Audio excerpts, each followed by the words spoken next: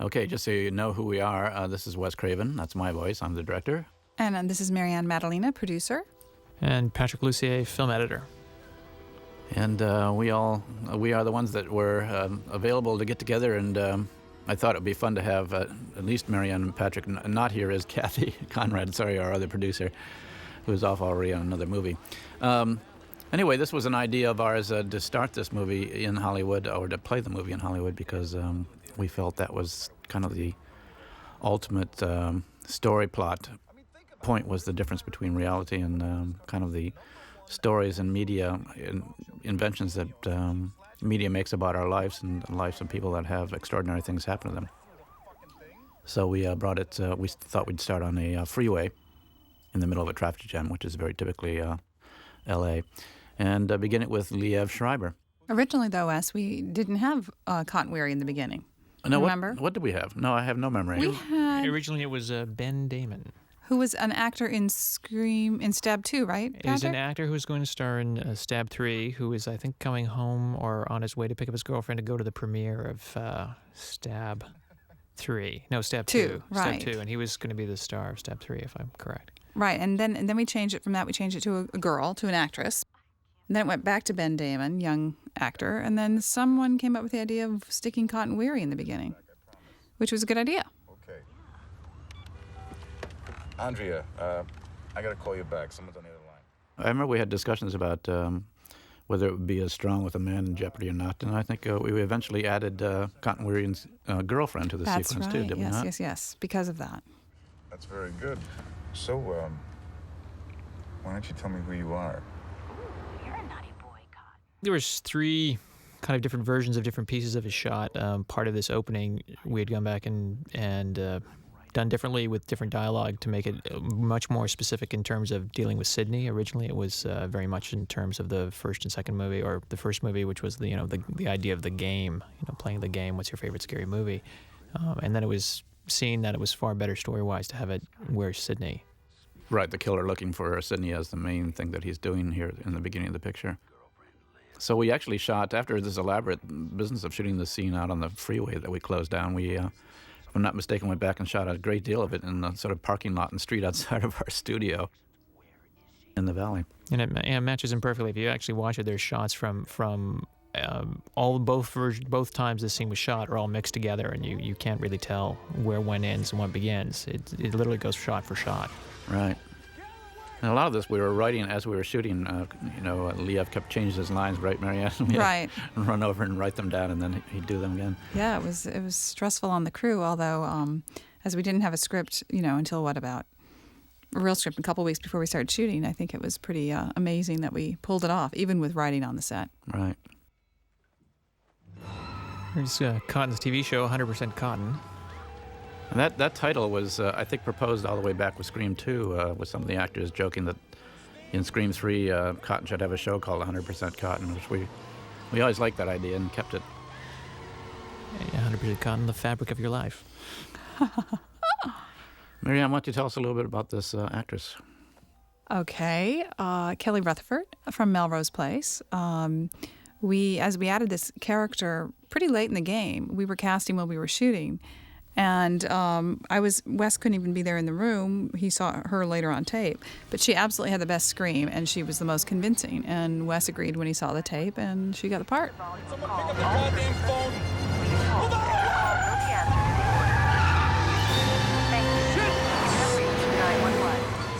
Yes, we went through many, many different women, depending on who was making suggestions. We were looking for somebody who could pull off the acting role. But we got a great combination with Kelly, who's beautiful, but also pulls off the part. We also shot this, if I'm not mistaken, on a location in Los Angeles in a beautiful apartment. And then when we changed the content of the scene largely, we rebuilt almost all of the apartment on a stage and went back and shot it again. It was very hard to get a location in West Hollywood. They normally don't let you shoot there. So I think we had to get in and out of there in 2 days, Wes, was it? Yes. And so there was no way we could ever go back. So we did end up rebuilding the entire apartment. When you actually see Cotton enters the stairwell of their location apartment and then walks in the door of the set. Right. You know I don't like And then Bruce Alan Miller did a great job kind of building those two things together because it seamlessly looks like the same place. This is all set, built on stage, right? Right. Yes. Yep. Is there any apartment left here?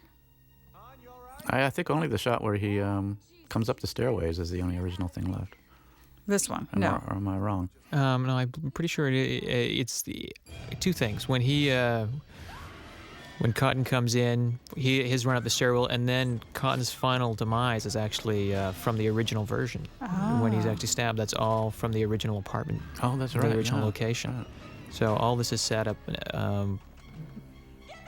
Oh, there's the skylight from the skylight version. Yes, we had a version that involved a big skylight sequence, which we built the roof and everything, but never used it. Wanted to have Cotton Weary escaping through the skylight, and we didn't like the way that looked, so we reshot it. It seemed that if Cotton could climb up to the skylight, he could clearly beat the crap out of the ghost who was lying down in her bookcase. He looked So- a little wimpy trying to crawl out of the skylight.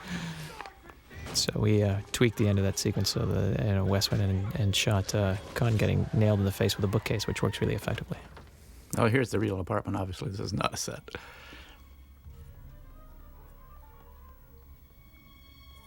I think there was the original version. Cotton came back and went through the apartment and then opened a closet door, and his girlfriend, who had been talking to him the whole time, we thought, spills out dead already. Yeah, we had never been introduced to her. We hadn't seen her up to that point that she fell out of the closet. Yeah, the original opening was all Cotton, which Yeah. is why the game scenario worked very effectively with him in that version. You mean it was 100% Cotton? 100% Cotton? Yes. It was your favorite scary movie, and the correct answer being Christine, I think, was, and Christine being his girlfriend's name. Right. Yeah. And what was the name of the car in the John Carpenter Yeah. movie, right? There's an interesting little sidelight here of the television image, which we decided later would be good to have playing in the room, so we just put it on electronically. And even the shot here where he walks by it is fake. The television was actually off, but those are those little afterthoughts you can have these days with CGI. Oh, and we missed the song, the Creed song, What If, which came on a little bit earlier. That we had right away. We had that very early in the day, didn't we? Yeah, we had that Patrick? very, very early. That played very prominently in the first version when Cotton just came in by himself when we didn't see Christine, and then in the reconception of these things in order to capitalize on introducing Kelly Rutherford. The song was tweaked to work in this sequence, and again works very effectively. The idea that it's functioning as a scare. Mm-hmm. I think it's an amusing side story here that Liev had been working out a lot before this. So he had a lot of cut here, a lot of bulk, and we were worried that he wouldn't look vulnerable at all. But he was worried that the stuntman wasn't in as good a shape as he was. Is that you, babe? Chris, if you're in there, open the door, okay, honey? Chris? Come on, baby, open the door.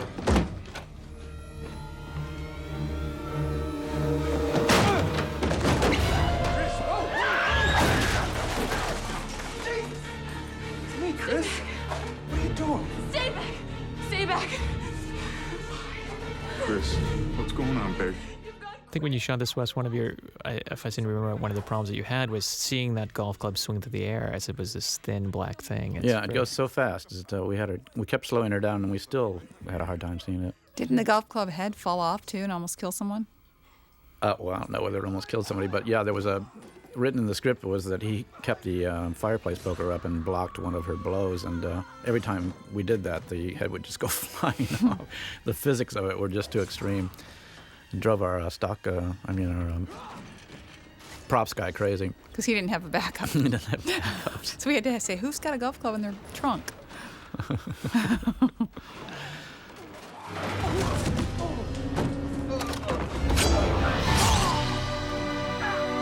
So here we are back in the original location. Oh, Yeah, that's Because you can wow. actually see that the room now doesn't have a skylight; it actually has a vaulted ceiling. Wasn't that downstairs? But now, Yeah, it was downstairs. You can see that the ceiling is now much, much higher. oh my God, If I you never look. noticed that. We won't tell. Yeah, pay no attention to the man behind the curtain.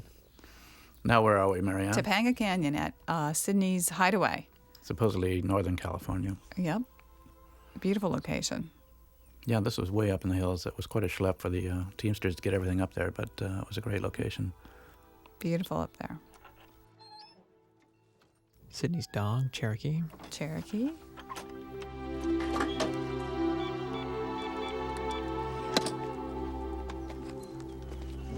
Come on, Cherokee. Come on.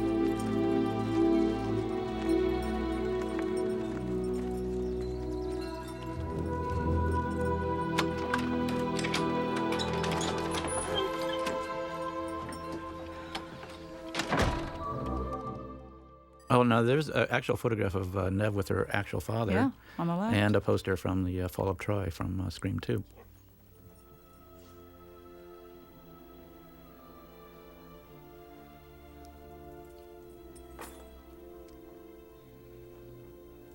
It's worth noting in passing, this is Marco Beltrami again on the score. Did all 3 Screams and reprised Neve's or Sidney's themes, I think, really beautifully in this movie. It seemed to be the most mature score of the 3, and as as the characters matured, the score did quite beautifully. As different scenes throughout are really gorgeously textured to actual the scene that goes on underneath. My name? No, you don't have to say anything you don't want to say. How can I help? I'm 18 years old, and I have a boyfriend. Sometimes We only had Neve for, 20 days, Wes? Yeah. Her deal was that we had her for 20 days only, so we had to make the most of her time. That's why she was not predominantly in this, a lot of the early events of the script. Here we are at UCLA, very close to where we shot in Scream 2, scenes with Courtney Cox and David Arquette. The story, the facts, and the fame. Thank you. This guy here is David Arquette's brother, one of his 2 brothers. Yeah, right? Richmond Arquette. Also, of course, an actor. And next to him is who? Miss Berlin or something like that? A payoff? I think it's actually a contest winner from Yeah, Germany. exactly. Who's the blonde woman you see on the right side next to him. Of course, the intro of Gail Weathers.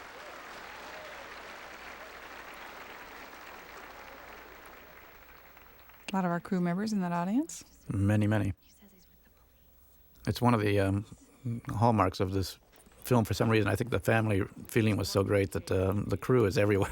It's quite an impressive resume. Thank you. I assume you're not here for an autograph? Patrick Dempsey. Someone killed Cotton? And his girlfriend. Yeah, many people have said that Patrick really comes of age in this role, that, playing a mature sort of semi-love interest, he really pulls it off nicely. It's such a great performance because you like him, yet you're so suspicious of him the whole way through. Yeah, there's something kind of a little bit seductive about the way he talks, and very intimate, and at the same time it's very warm and kind of winning. Now, that photograph on the left is, of course, of Maureen Prescott. And the actress Lynn McCree, who played Sid's mother in Scream 1, had been an actress in her past, or I guess is an actress. And she's also a flight attendant, but she modeled as a young girl, so we had all these fantastic photos to choose from. Right. And she was the mother in the original photograph in Scream 1, who was just, in that one shot behind Sidney when she's on the couch, and here she is here. Now, this scene, we had Sidney dropping all of the dog food and going down to pick it up, as the dog rushed in and would not be put away. That dog saw a payday, and he just went in there and gobbled up that stuff by the handful. So we had to end the scene there. No more training for me. This is a new version that Ed Gerard and Randy Spenlow had done for us of Nick Cave's Red Right Hand, which figures in all 3 movies, which plays again at the end of the movie.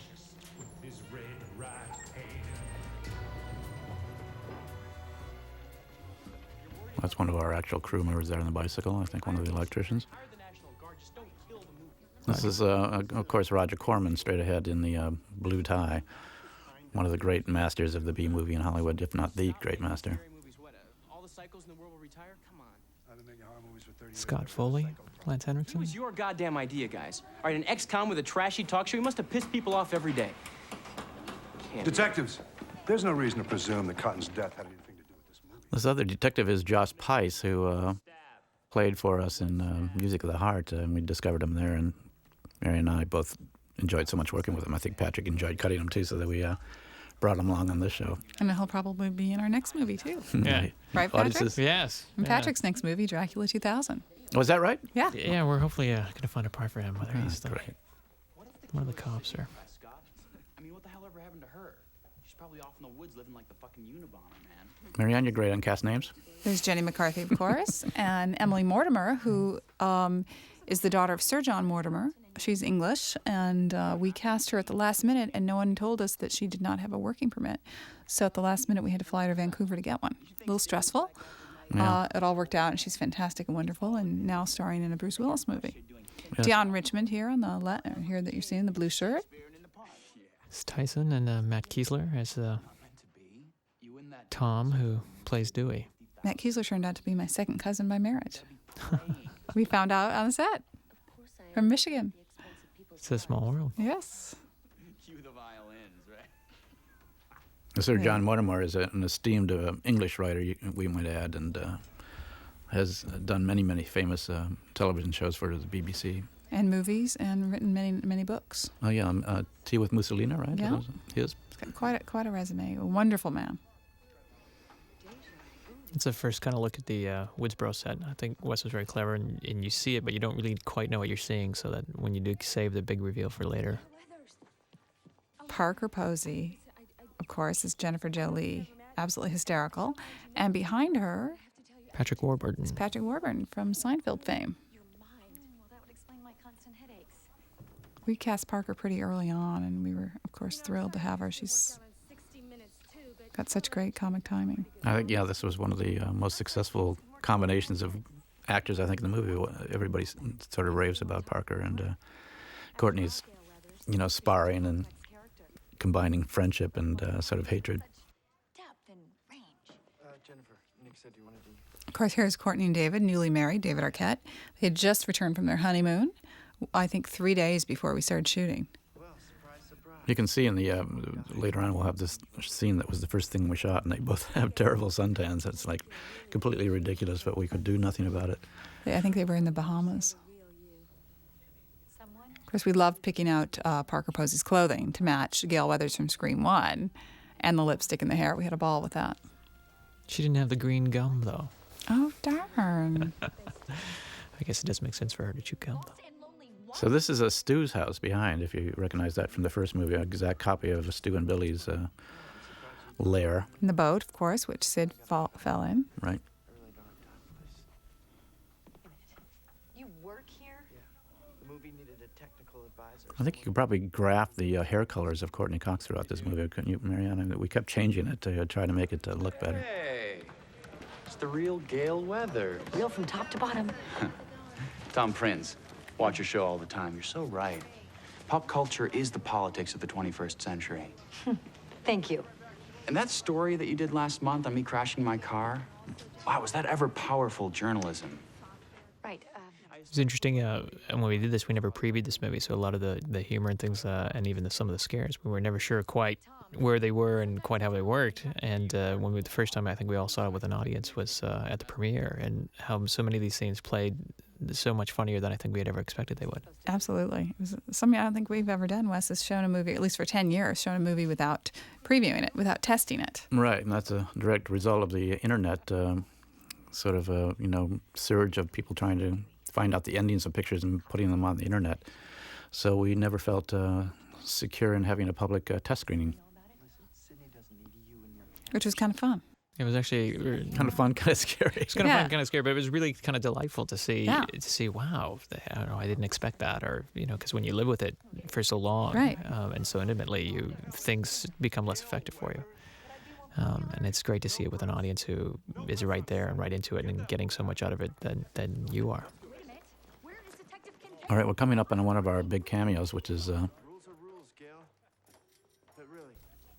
Silent Bob and Jay. Yeah, I was waiting to come. Yeah, sorry, Kevin Smith. Oops. That's and Silent Bob and Jay, and but the one that you'll easily miss. There's Sarah Beach. Lisa Beach, our casting casting director, is the tour guide. Look to the left of the screen. Keep looking past Silent Bob and Jay. You'll see Wes Craven with a video camera and Peter Deming, our DP, eating popcorn.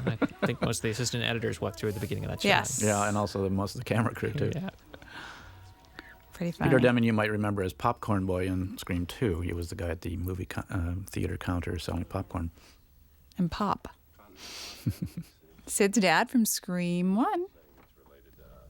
Flew him down here from San Francisco. He was a local hire when we shot Scream 1 in Santa Rosa. Bringing groceries to Sid. I always wondered why he bought her those squashes and things, but don't ask. Seemed to be on the list for some reason. Dad, did you bring my squashes? Yeah, in the bag. But he was great. I mean, he was wonderful in Scream 1, and he was, I think some people thought we may have brought him back to be the killer in Scream 3. I certainly got that from a lot of people. Yeah, me too. I got many comments that I thought for sure it was the dad. That's why you brought him back. Well, he was a big suspect in one for Yep. some reason. I guess since he went away and was gone for so long. And I think he's kind of a natural suspect in terms of, especially in this story, with everything having to do so much with the mother. That I think, aside from us who knew who the killer was, that people often point to him as being maybe even the mastermind of the first movie. Right. Right.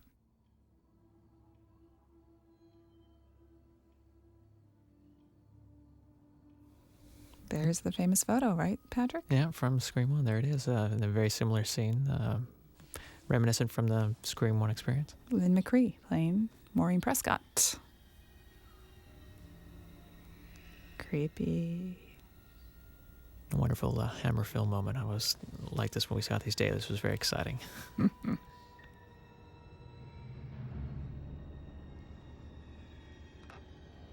We had kind of had a dueling theme going on here with Sydney. One was her as kind of the public recluse, and another was kind of suggesting that she might have lost a bit of her sanity by the events of the first two films. So we built this up, starting with the nightmare and also going on in subsequent scenes with strange voices on the telephone and so forth.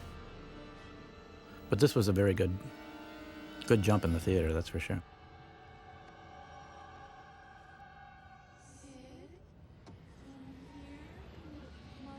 All I remember from this is their fake fingernails kept falling off.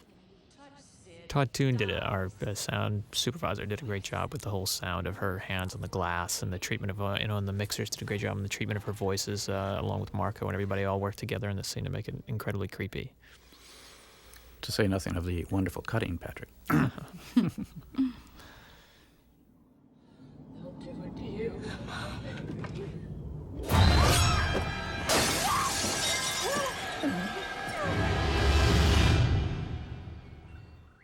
I love the cowardly dog here. So clearly she has a problem and he's just bugging out and looking for the food. That's why it doesn't appear in the movie until, 2 hours later. I'm getting out of here. It's not nice. Sarah Darling.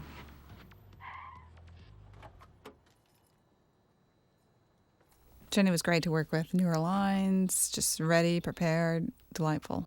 She was really great, and the crew really loved her, too, because of she was so well prepared and not bad to look at either. Her fiancé was on the set at all times, John Asher, and they are now married. And he's a director? He directed Diamonds, starring her. Step 3. Jesus, I gotta get a new agent. Ronan?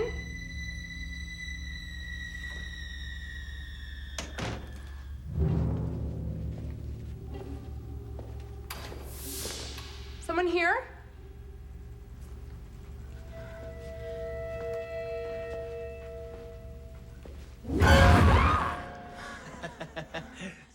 You always know when the scare comes because it's going to get really quiet. Tyson, go to hell. Well, excuse us, Sarah. Makeup test. Well, we actually, Patrick cheated a little bit on that because that is the expectation in the previous jump with the mother coming up. We had her sort of off-screen muttering, the mother saying, I think you won't believe what they did to me. And she sort of talks the whole time, so you're kind of straining your ears to hear what she's saying when the jump comes. But it's always a perennial problem in this kind of film of knowing or figuring out how to best do the jump. Do you have the music continue playing, or do you have it stop, or does the audience know that it's going to come after the stop? We're constantly in the editing room trying various combinations. Oh, shit.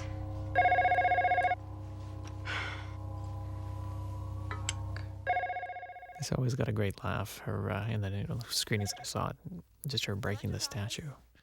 I know. Well, she has very good comedy, chops here. Her sense of timing is great, and uses her face really well. What character? I'm Candy, the chick who gets killed second. I'm only in 2 scenes. You're not happy with your part. This is part of the cleverness of Aaron's script that, that we have actresses playing real characters who are saying things that are exactly true both for their part in the script and for eventually what's going to happen to them. So you have this kind of haunting sense that you're not sure quite what reality is and what is contrivance. 28.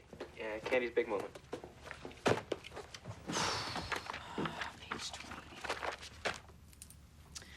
Ring, ring. Hello. Hello? Who's this? Who's this? This is Candy. Hang on, let me get some clothes. See, I don't understand why I have to start the scene in the shower. So when you do the scene, you have Scott playing Roman. He's just in the next room, and he's just on the phone. Because it's all done live. Scott's voice wasn't added later. It was interacting with her in the same space, which I think makes the whole thing very effective. And whenever possible, we always try to have the actual actor there on the other side of the phone rather than have a script person reading the lines. It just seems to make a huge amount of difference. Makes cutting it really easy, too. It's not the line. It is in my script. Has there been another goddamn rewrite? How the fuck are we supposed to learn our lines when there's a new script every 15 minutes? It's not just a Of course, we said that line to each other all the way through the shoot. It's my favorite line. It's the cinema verite moment. Because the crew was screaming at us, the cast was screaming at us because there would be new scenes every day. And sometimes on the day. Did you take out I'm a professional, I can't work this way? I believe we did. We shortened part of that. You. I've never noticed that before. Oops. Oh, well, too late now. Here comes the famous, we won't say. Yet. Somebody who's been, in all three Screams, varying parts. Oh, come on, let's see. The killer. I don't think you have to say it until I see it. We've got to build it out. Yeah, okay. And that could be one of, the trivia question of who is he in each of the... That would be good. In each of the Yeah, Scream right. movies. He's a little hard to find in Scream 1. You got to look for him. He's in there once, right? He's in two shots, but kind of in the background. With CW? Yeah. Right. Thank you for calling Sunrise Picture Studios. If you'd like today's commissary menu, press 1. Dan Arredondo. This is Dan Arredondo, our post-production supervisor and co-producer and second AD. Second AD. An actor. Brilliant organizer, really a fantastic guy, but we continually throw him into scenes. He was in Scream 2 as a frat boy, One of the wasn't he? frat boys who harasses Jerry and throws a beer up into his face and is laughing giddily with one of the other on-set PAs, John Emery, who's also a security guard here. Yep. And then he's one of the cops ushering Cotton Weary into the police car on the TV in Scream 1.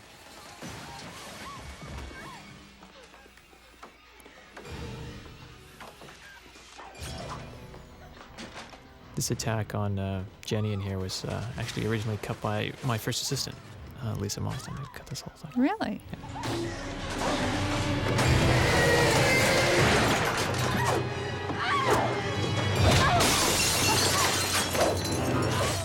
Nasty.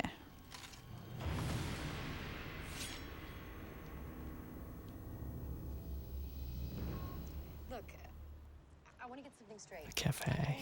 This probably was the noisiest scene that we shot in the entire movie.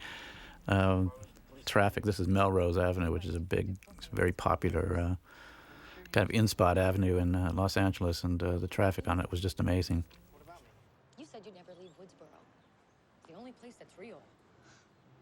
But now you're here. It has kind of a strange, surreal look to it to me whenever I look at it. I think it was one of the first weeks of shooting, and everybody was still wasn't there the end of the first week or the beginning of the second week or something. Oh yeah, like that. we had the writer on the set. We rewrote the scene the night before. And originally it was like over twice as long as it is now. Yeah. So they had so much more dialogue and it was really delving into all the inner details of their backstory of where they had left off in Scream 2 and how they had arrived at Scream 3. Yeah, it was really an important scene, and so it needed a lot of work to get it right, to sort of show how Dewey was feeling about Gail and et cetera, et cetera. And that was, I guess, a tricky thing in the editing was always, Wes and I wrestling back and forth of how much of it is enough and how much is too little, and trying to find the right balance of information and keeping the story propelling forward. Mm-hmm. All of what, Dewey? You do know I think we struck the nice balance here. You sort of get the facts that they lived together in Woodsboro for a while and it didn't work out, but kind of lost a lot of the fat that wasn't necessary to know. Yeah, and then I think we very quickly kind of arrived to the crux of the matter is the fact that Dewey's really there because there's something going on with Sydney, and eventually all roads lead back to Sydney Prescott and where she is, and that somebody's trying to find her.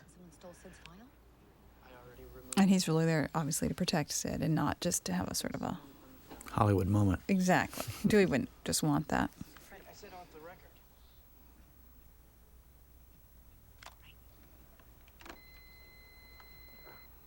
Courtney, of course, has all her Bulgari jewelry on, which they loaned to us. Which I guess originally was so loud. Really? The sound of it clinking and clacking away. I think a lot of it had to be taped down or something, or taped down in subsequent scenes. That it posed an interesting challenge for the sound mixing. Was cutting around her the sound of her jewelry clacking away. Always kills you in movies. Never put jewelry on your actors. Now, whose house is this, Wes? This is Randall Kleiser, who is the director of widely known repute. He directed Grease and Blue Lagoon and Flight of the Navigator and many other films. And Fantastic he rents out his house. It has this fabulous view. And really, with extraordinary luck, we shot on a series of days that had beautiful clear weather, which for Los Angeles is not that full often. Moon, right? Yeah, full moon we have in it. So we just really got the best out of this location. There's been a second murder. Who? And we, of course, this is not his furniture. We furnished it ourselves, our production designer, Bruce Miller. And the fun thing, at that point, Courtney Cox actually, who Parker Posey sort of modeled after, her character Jennifer, was going through a total modern streak in her home decorating. So it was kind of fun duping what Courtney really had in her home. Or at least mirroring it. All right. I've seen like that big sort of bubbly chair behind Parker right there. I've seen in very, very high fashion magazines. I think that thing probably is worth like $40,000. Yeah, rented. It's kind of a very funny moment at the end there where Parker jumps up into Patrick Warburton's hands. I often don't know if he expected that or not. Because at the end of each take, she did a whole variety of things. Oh, yeah, something different every time. One time she said, "Just sing me a song." One time she kind of ran and kind of cried in the back room. She was hysterical. It was interesting about Parker is whenever she was on the crew, the electricians and everybody would try to get into the room to watch her takes because she was so funny. She'd always do something a little bit unique in each one, which was kind of fun. Stone, I'm headed to the crime scene. You stay by Jennifer's side. I suggest a search of the grounds. Hey, Dewdrop. Can I have a word? Just so it can be straight. I'm the professional celebrity guard here. My resume lists Julia Roberts, Salman Rushdie, Posh Spice. You are the Hollywood hanger-oner. Because you're just no good as a cop anymore. Your resume reads like the obituaries. So how about you take suggestions from me? Aight? Whatever you say. Same deal? Found with the body? Yeah, Maureen Prescott again. Here's one of our continuity errors here. Wardrobe? No, 10 more murders and we'll have a calendar, but there's been more than 2 murders. There's been 3. Uh-huh. Whoops. But I think the scene was written before. Well, there was always 3, but Christine, when she fell out of the closet, you kind of even forgot she was there. But once she was a major kind of character at the beginning, she never was really tallied into the rest of the movie. Right, so it should be 9 more murders and we'll have a calendar. Because there was only 1 picture at that crime scene, but 2 deaths, right? Yeah, right. So only had 2 pictures. I mean, I guess in terms of the photographs left, it makes sense that if there's 10 more murders, then I guess it's 10 more murder scenes. I don't know. It gets complicated. Yeah, it gets a little long. Isn't there a wardrobe problem here, too? Or we shouldn't point that out, probably. Oh, why not? What is it like? It's Dewey's shirt. This is the shirt that Dewey wears at the party, and not the shirt he was just wearing up at the house, which Courtney's clearly in the same wardrobe here. That's right. I think this would have been more evident. There was a scene that we actually cut out in between the scene with David and Courtney in the car after the scene with Patrick Warburton when Dewey leaves him up at the house, where they talk about how, Hollywood, your creations turn on you. And there, I think if you'd seen that scene and then come down here with the shirt being different, it may have been more problematic. But I think it goes by and nobody notices, so Sheila Waldron's safe. Mm-hmm. Poor Sorry, Sheila. And wardrobe, but... What? You? Why you? Do you think this wasn't a message? Roman Bridger. What? Mr. Bridger. You didn't tell us you... If you look here, Patrick Warburton seems to have very long sideburns, which he didn't have earlier. Very long sideburns, and he's quite a bit thinner. We wondered if maybe he was playing Elvis, but just didn't tell us in some off, Broadway show. There's actually a few sideburn things to watch throughout the movie. At the end, in the final scene, if you watch Scott's eyebrows, Scott's sideburns, they get longer and shorter depending on what shot you're looking at.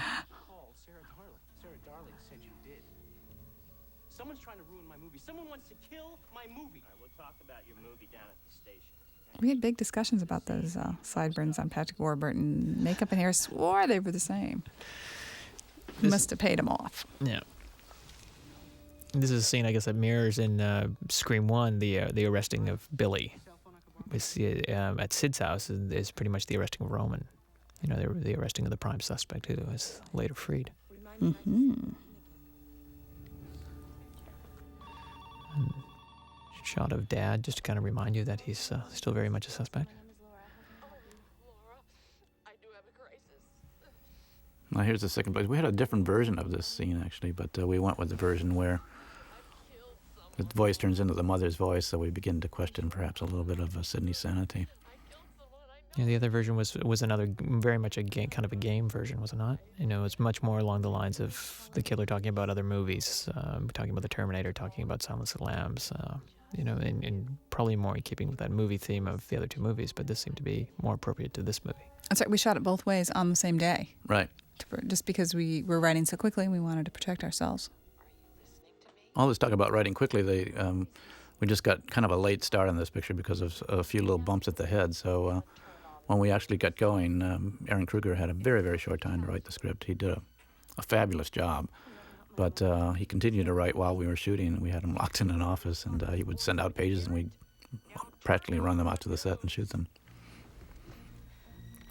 So we, if we had two versions of something, we would simply shoot it both ways, and occasionally we'd go back and reshoot a scene also. This is one of those instances based on how fast things were written. The TV reporter was shot twice because in the original version he was talking about deaths that occurred in the scene after this as opposed to this, you know, what had happened before, which we caught. It was like, oh, so I remember you guys banged that off really quickly and worked, you know, seamlessly.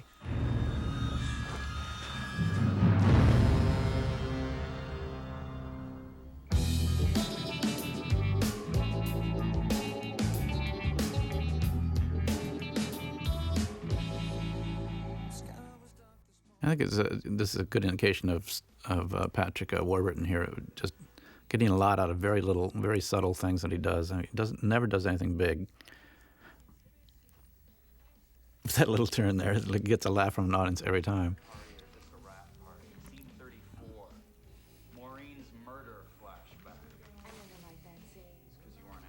Dewey obviously just coming back from having phoned Sidney and scaring the crap out of her, or maybe not. Yeah, we always made sure, you know, that people were just coming out of doing suspicious-looking things right after a scary scene, so that you would think maybe they were the guilty one. Very reminiscent of what he does in Scream 1 when Sidney's on the phone with the killer at Tatum's house, and then he kind of comes out at the end as like after he's taken far too long to come out of his room when everybody's calling for him. Right.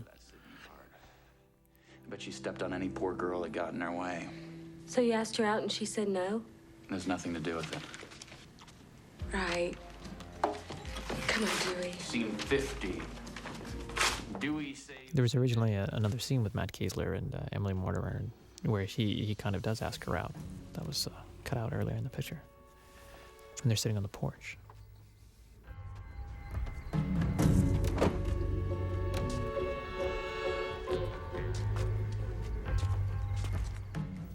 Here's a case where we had her ring the doorbell, but then we shouldn't have because they should have heard it and should have come to the door. But we just did put the sound effect in, and somehow we got away with it. Yeah, nobody seems to notice that, there's no sound, so clearly nobody heard anything, and off we go.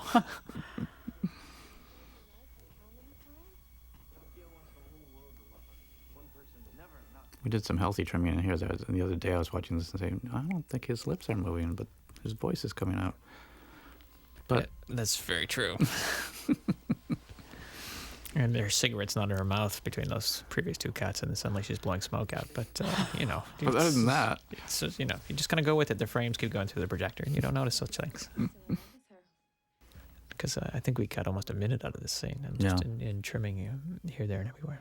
And we changed the order of it as well. That scene where they actually look at the photograph was originally was the button of the scene at the end of the scene, and then put it in the middle so that we could get to that moment much quicker. Look who I found slinking around the nightly news. I wasn't slinking.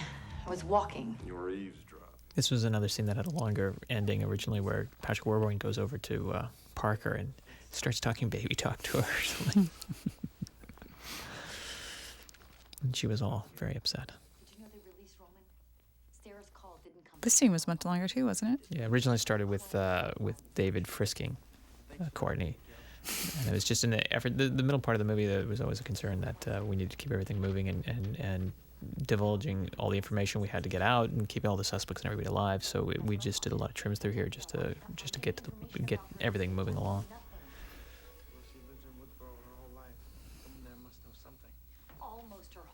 This is a scene where she calls Sarah Stera. I think there's almost every character throughout the movie calls somebody by the wrong name. Yeah, when Jenny walks into the office there, she calls Roman Ronan. She must have just seen the movie or something. There's also, it seems that everybody has at least one scene where they look directly at the camera. I think there's a couple of cases of that in this. Oh, I never noticed that. Yeah. It's just, you can freeze them on the editing machine, and then suddenly you see there's a frame where they're just staring right into the lens.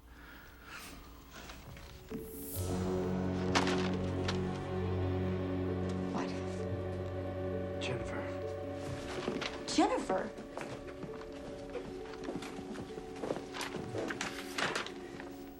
The end of the scene we cut before, I think we cut before Courtney exits, so you get the feeling that David is left alone. So from the next scene, when there's the call to Patrick Warburton in the trailer, it's very possible that it is David C. So we keep her there because originally, in the very next frame, she moves and starts to follow him out. So it seemed to be always important that you get the feeling that people are just about to be alone or they're just about to be separate.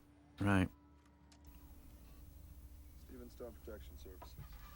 The head of this scene, I think, by the way, has one of the most accurate depictions of coyotes howling in Los Angeles. We went through many, many, many sound effects. Yeah, I believe Todd had to look far and wide for that. Because coyotes, when they howl, don't howl like the classic Wolfman movie. They kind of go hysterically crazy in large groups. So if you go back and listen to that, that's what they really sound like. Sure there's no killer in here waiting to off you like he did your little sister. This was a scare that I think we had always kind of wrestled with, and Wes came up with the idea of just keeping Dewey talking kind of this kind of hurt way, so that you're very surprised when the scare comes out. At one point, we'd even talked about cutting it out, and it turns out when you actually screen it with an audience, it's one of the most effective scares in the movie. Yeah, well, originally David was talking in a tone that was much more reprimanding. He was like angry, which would make sense, and that sort of set you up to expect something angry to happen. So we changed it to him acting very hurt and tentative, and then gives you a jump. Which seems like a more Dewey-esque thing to do.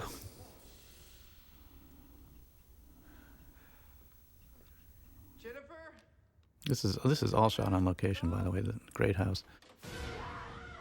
And that trailer that Patrick Warburton was in was actually on the grounds. In fact, at first we'd written it as a guest house, right, Wes?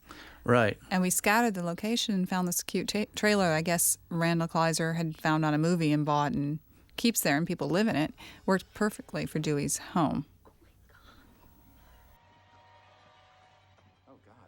This is one of my favorite sequences in the movie, just as a director. It's kind of this mounting hysteria and craziness and lights going off and fax machines spewing paper. And at one point, Peter Deming, the cinematographer, told me, this is never going to work. You're never going to be able to have a sense of danger because if you turn the lights out, nobody's going to believe that they can read. I mean, it went on, and yet somehow it all works in a very crazy way. I think it in a way, it's driven by the engine of Parker Posey's sort of hyper energetic line readings, which are just tumbling on top of each other. They're so fast.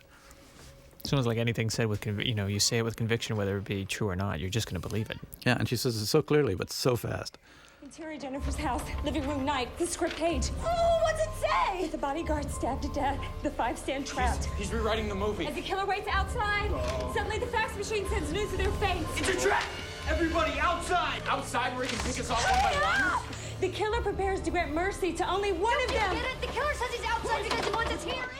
Of course, there's the convenient green light on the power supply that even though the power's off, there is power for the fax machine. That's right, it's backup power. Don't we say that? We used to say that. We actually got rid of that. Oh. We sort of were pointing to too much. There's our full moon. There's our full moon.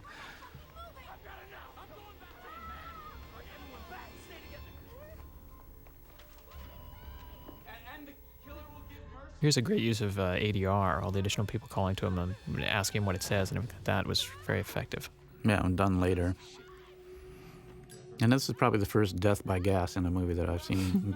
Murdering by gas. And this is a process. This is a 1/4 scale model of the house, which we have. We have one take to get it. At least the company that did this for us, and they did a great job. Yeah, Gene Warren and Fantasy 2 did that for us. Thanks. I like it in the Falling Down the Hill. Parker has a line, "I can't stop falling down this hill." Is that still there? It's still there, Marianne. Yes, that's still there. Oh. Jennifer! This is a wonderful stereo moment of Gale on one side and Gale on one side and Jennifer on the other, and which way he's going to go. This was what, Griffith Park? Griffith Park in Los Angeles. Yeah. We created that whole street, these street lights, those walls. It's just wilderness, really, there. In fact, someone came by and wanted to know if some of the houses were for sale.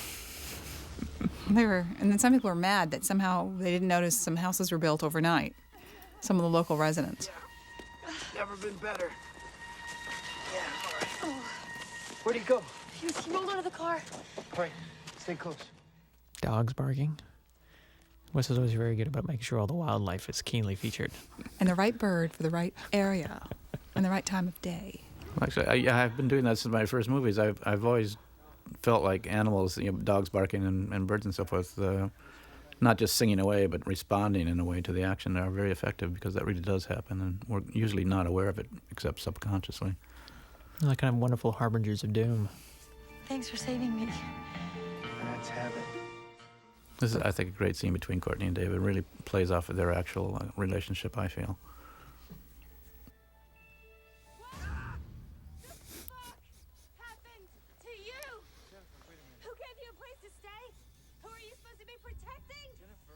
I love the way she winds up. She kind of builds her fists up, and it's it. just like you can hear the gears working. That it's very effective. Here's her Sunset Boulevard moment. This was her improvisation, wasn't it, Marianne? Yeah. I think she did 2 or 3 different versions of that, too. Right there's Sunset Boulevard. Norma Desmond. Norma Desmond. And here we are trying to make Emily Mortimer into a suspect, right? She's come out from nowhere. Well, she doesn't come out from that far away, much farther away than I know. Parker did. But just because you lose track of her, I mean, it was very cleverly done up top. And then here she is coming out of nowhere. Then, where did she roll to? What was she doing over there? And what made Dewey think to turn around there? I don't know. The wind. Clever direction. Okay, we're coming up on the first day of shooting, the next scene, right? There we go.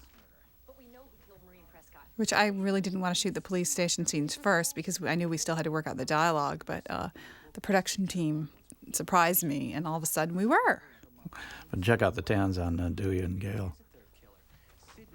Wasn't Patrick just hired like the day before? He had to show up? Yeah, Patrick got his pages that morning, I think. It was awful because he had a lot of dialogue. Tons of dialogue. 3 scenes, right? And day 2 was the scene with him and Sydney that appears later. And from these scenes, you get so much of his character, and he does such a wonderful job. And he just, it was not fun for an actor. But he nailed it. He did. He sure did. He was a total pro.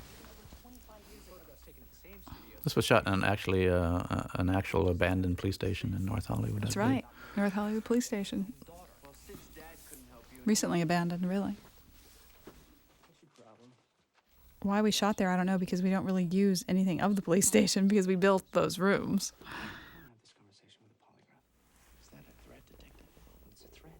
Here, of course, in the back, we established that Patrick Dempsey's character is into movies. You can see the posters. Kiss Me Deadly and Murders at the Rue Morgue. The issue is Sidney Prescott, and either Mr. Riley is going to obstruct justice or he's going to put me in touch with her. So, where is she? Hi, you've reached the machine. You can leave a message, talk as long as you want. Sid, it's me. This is the 5th time I've called. Please pick up. I want to make sure you're okay.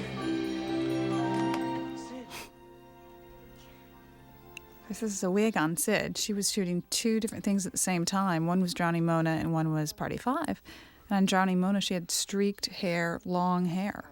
Streaked kind of blonde and black. And so we had to create half of a wig And every day it took 2 hours to get her hair to look right. Because then later she wasn't doing Drowning Mona and had the extensions taken out. It was really hard to do 3 things at once and have different hair for all of them.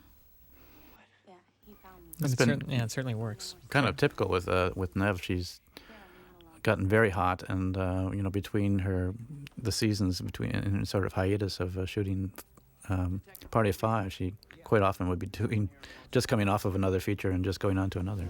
God, Sydney. You ran fast or what? Hi. Yeah, I'm glad you're all right. Sid, this is Detective Kincaid. Nice to finally meet you, Sydney. The killer called her. What? When? What'd he say? Oh, the usual small talk. Let to know how you been, how do you want to die. Sydney, do you have any idea how he could have gotten your number?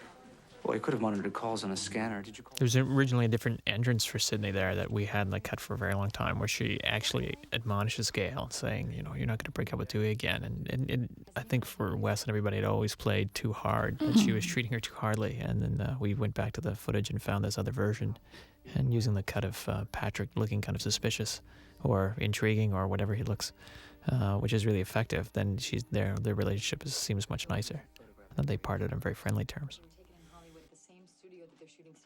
Yeah, I think the audience remembers more the fact that, Gail and Sidney were together at the very end of Scream 2, rather than thinking of the backstory of Gail and Dewey and breaking up in Woodsboro, which was never seen, as a backstory to Scream 3.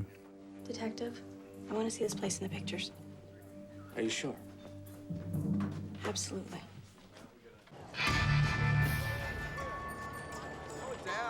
Sorry. Watch the fucking aliens. There's your aliens, Wes. I refuse to comment on them. We shot that twice, and they never look like aliens. What do they look like? They look like some guys with some sort of masks over their head.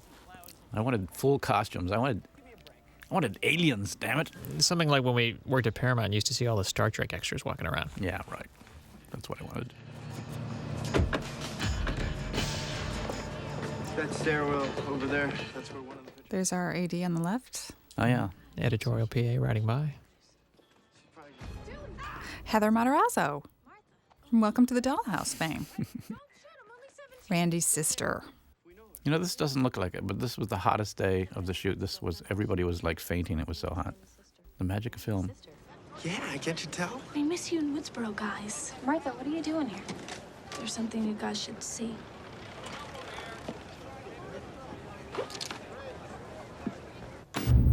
Told you I'd make a movie someday.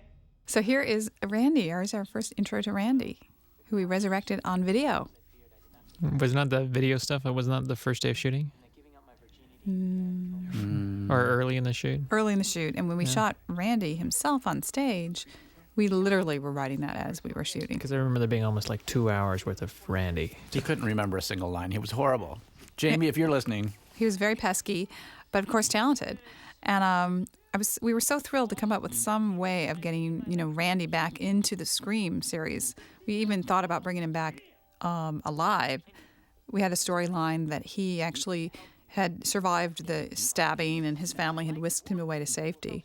And he'd been recuperating and he would come back during this movie. But we decided, no, we better not. And cooler minds prevailed. Cooler minds prevailed, but, we can't get enough of them. But at least we have him here. If you find yourself dealing with an unexpected backstory and a preponderance of exposition, then the sequel rules do not apply, because you are not dealing with a sequel. David Arquette kept wanting to eat hot tamales, candy during the scene, and I was trying to convince him that it was too serious to eat hot tamales. Yeah, this was another scene that was originally 2 or 3 times as long. There was Randy did so much stuff that we had cut a very lengthy version. So if it is a trilogy, a lot of yammering. Here are some super trilogy rules. 1, you got a killer who's going to be superhuman. Many moments of genius just whittled down to these select few to shower on the audience. And he shines.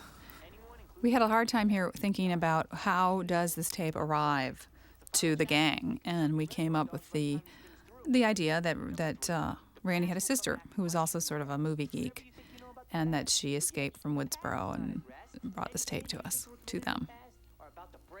First it was a messenger, it was whoever, and finally we came up with a sister character. The big question got to be, how did she get on the lot since they're supposed to have this high security? But we just shined that one on. I think we say game show, don't we? Is that still in there? I don't even know if that's. I'm not sure if that's still in there. I don't think anyone. The trick ultimately was, let's get through it as quickly as possible, and nobody will notice. And no one did. They forgive you a lot. These are all our trucks, by the way. This is our entire entourage back here. We saved money.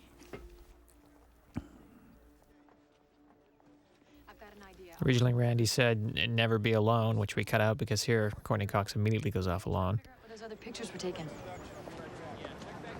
I can see nothing's changed. No. Can I lean on this? Yeah, that looks great.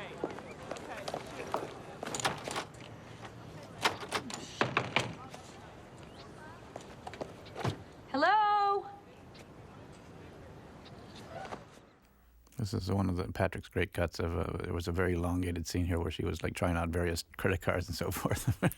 Patrick, when I came into the editing room, it just cut to the jump, and it works beautifully. What the hell are you doing? I am Gail Weathers. Here's how I see it. I've got no house, no bodyguard, no movie, and I'm being stalked. Parker being great, speaking incredibly fast. She's really good at that. That way, if someone was to kill me, I'll be with It's strange. She's half ditzy and half smart, and I mean her character is, and she has this way of saying a line suddenly very quietly that just makes you laugh, and like that. And she speaks very fast, and you can understand everything she says, which is, it seems to be a real trick. Yes. Don't tell me what to do. This is, I think, the last shot of principal photography. That's right. It was, yeah. And the last take, the girls came around the corner and pulled a Scooby-Doo doll out of the of this little alcove here. Making a joke of our script, which they said was very Scooby-Doo. It was an homage to the wonderment of Scooby-Doo. There you go, Patrick. There you go. It was all positive.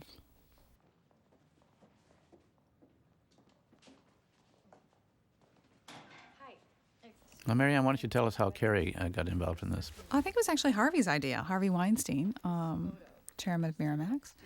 And he just loved the idea of Carrie Fisher as a cameo. And then when she was interested, and we brought her on board, and she did a little rewrite. And she loved the whole idea of making fun of herself, making fun, actually, of Carrie Fisher. So she was played along real well and helped us with the script. It's not too shabby having Carrie Fisher doing rewrites for you. No, we were thrilled. And she was really fun. Tell you who you look like. How about some information on Maureen Roberts? I don't work for the cops, sweetie. I work for the studio. Really? Well, would you work for the president? The president of the studio.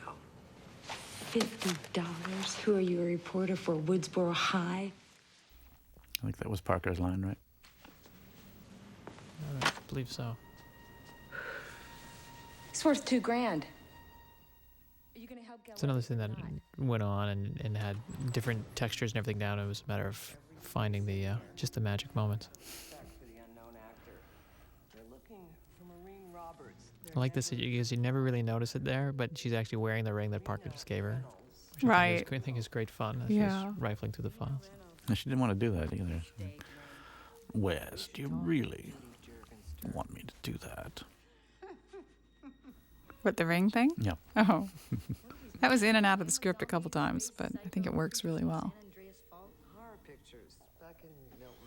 A non-too-subtle musical moment as our two leads look up, which is, very effective, and very cute. Always good to be as subtle as a chainsaw. Now, this is a cut we made. You can write us in and tell us whether it worked. We had a whole scene where Sidney said to Dewey, "Well, I'm going to go into the bathroom," or something like that, and he said some line to her, and she said, "Don't worry, nothing's going to happen." So we felt that gave it away too much, so we just cut right to her being in here. I think she originally said, "I'll be right back," and to which he said, you can't say that. That means you're going to die, based on Randy's rules from the first movie. Yeah, there's a lot of reflections here of the first movie. Obviously, there's a scene in the bathroom at the high school that's very similar to this, where she gets attacked. The ghost boots on everyone. It's even a scene in the, of course, in the second film in the bathroom with poor Omar. Oh, that's right, yeah. Oh. So That's our bathroom kind sequences. of a bathroom motif.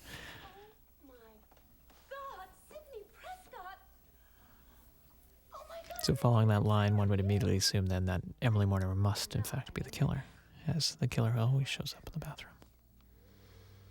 In the script, there were supposed to be multiple cell phones and all sorts of things that she had clearly stolen, but as souvenirs. But it never quite came off that way.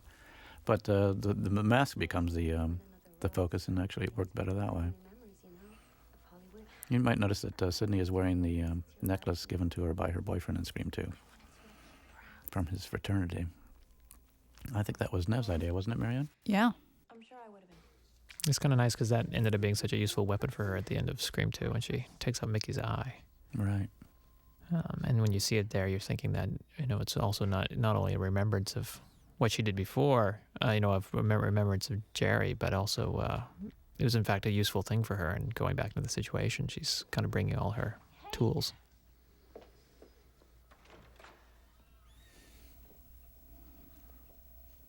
This next sequence was one of the more... We knew it was going to be a powerful sequence, this introduction to the sort of semi-reality of Sidney walking back into her own life by entering the sets of her high school days of Scream 1.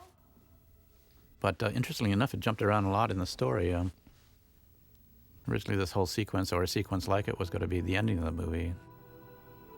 And ended up in this position. We felt it was better to really set the theme of the presence of the mother earlier into the picture. Such a great way to see all the things from Scream 1. You get it's like a flashback without having to do a flashback. Right. Seeing the van where Kenny gets killed, seeing the house where the party was, and right across it, of course, being Sidney's house. You look up at the window, you're waiting for a shadow to walk by. Right, that was the bedroom where she was seduced by Billy. And of course, the garage where poor Tatum met her unfortunate end. Broken beer bottles right there. Right, and the refrigerator door open. And the cat door with blood on it.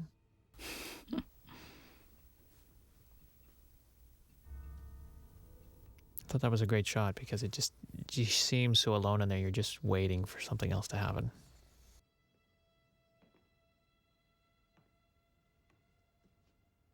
This is a great thing that Patrick did in the editing room of having the voices. I don't think this was scripted at all, but hearing the voices of her conversation in the room preceding her saying the one line she says here, "Would you settle for a PG version?" So that before she even says the line, you hear the past coming up around it. We originally had tried doing that all the way from the first time she sees the house, starting to pepper in pieces from the first movie, but it seemed like too much, and I think Wes was right just to do this moment and then we'll redo it later. And it's kind of nice because you have the Billy as kind of the nice seducer who she obviously had very strong feelings for, and then later when we hear his voice again, it's Billy the absolute villain. Right. It's interesting that. Because the script was kind of written, on the fly, we commissioned these stages. That is, legally bound ourselves to pay rent on the stages and built sets before we had any of the scenes that we were going to shoot on them. We just had the notion that we wanted to have some kind of a sequence on the set. So Bruce Miller, our production designer, went out and built this incredible reproduction of Sidney's house, and then we sort of walked around it and made up the scene.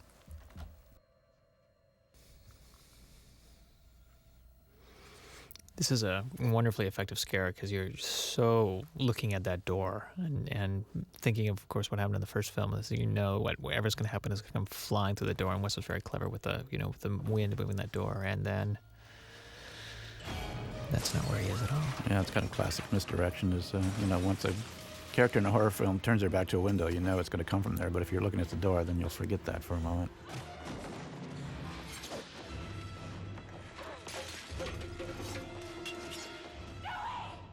And this is almost shot for shot a replication of the original sequence in Scream 1, which makes it all the more haunting.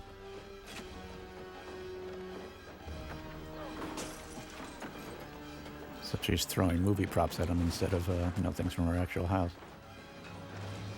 That's a great moment when she flips the door open, and you see that little piece of wood fall, which just totally sells that she is in a very precarious place.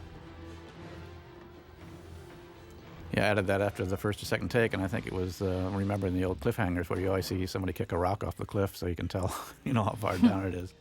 And it's totally effective. I mean, just completely sells the danger at the moment.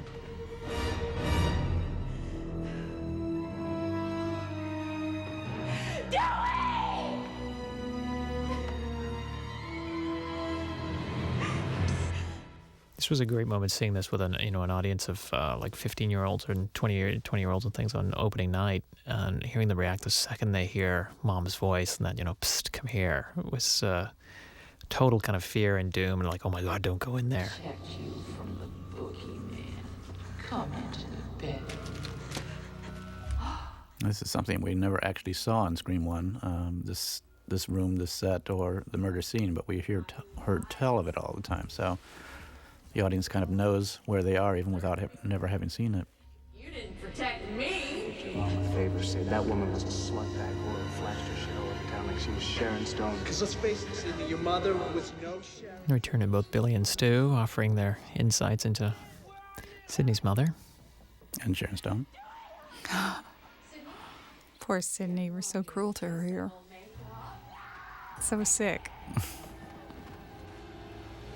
That was a very hard stunt. That stunt woman had to fall many times, and we finally put a gym mat under the grass for that one shot, and she was able to crash down. Bounce a little. Without killing herself. The killer's in the house, Dewey. He's upstairs.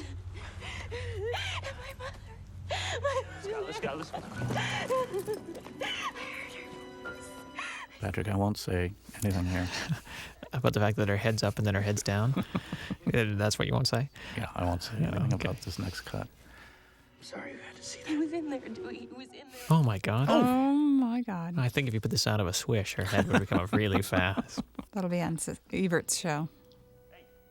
This was, I think, a really effective scene in terms of the continuing of Sidney's sanity, whether she's actually, is crazy or not.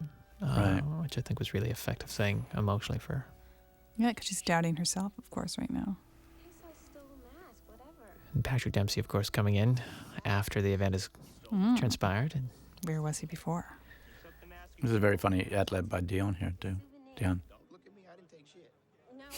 No, it's good to laugh. It's good to have kind of a laugh after that very kind of serious moment that you've had before you launch back into it. It seems very clever that Patrick had these sunglasses on because you can't see his eyes. You have no idea what he's thinking or what he's doing, and then of course she's locked in the car with him. I remember the Miramax executives, Andrew Rowan and stuff, saying at this moment that it just felt like he's driving her off to kill her. Right. And if I'm not mistaken, was this not Sid's last shot? I believe it was. Yeah. Of the movie. You're right. Of principal photography. Possibly, was it also Gail and Dewey's too? I think this was. No. No, because you had the stairwell. No, right. We shot the Carrie Fisher stuff. That was Dewey's last one. This is a great location. Downtown LA. Milton's office. And I think Wes jokingly during the location scout asked for a diving board out the window, as you can see right there on the right-hand side of the frame. And, of course, there it was when we showed up. They took him seriously. I just thought it would just be something that this producer who has lots of funny props around anyway might whimsically have, but also shows that sort of, the jumping off place where it's, the fantasy is a little bit scary of you're either committing suicide or leaping out into some impossible swan dive that will make history in Hollywood. You're telling some poor executive to go jump in the lake. Right. Now, I was asked yesterday by a fan whether this robot behind Lance was a nod to the fact that he was in the original Alien. You knew Sidney Prescott's mother. Who? Rena Reynolds. But it wasn't. It was an accident. And I like also the tanning bed in the corner as well, so you have a feeling that he just kind of lies back in there and cooks. Yeah, there were great props all around this office. Detective Kincaid to call.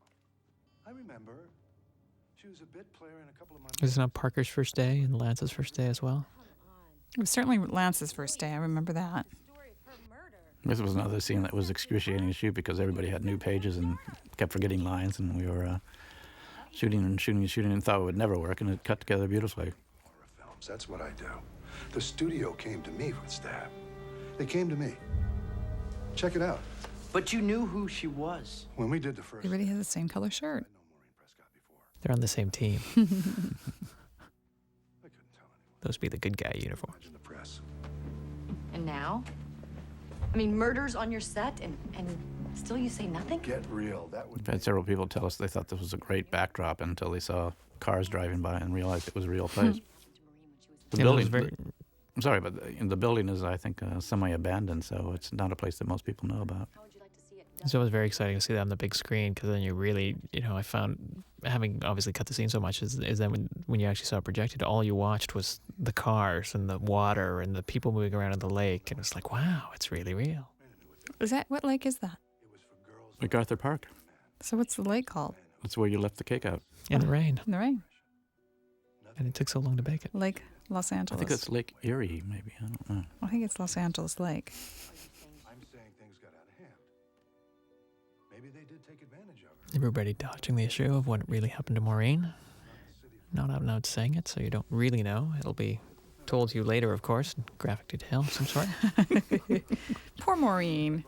She was a victim, as Sid was, in a different way, but Sid prevails. We hope.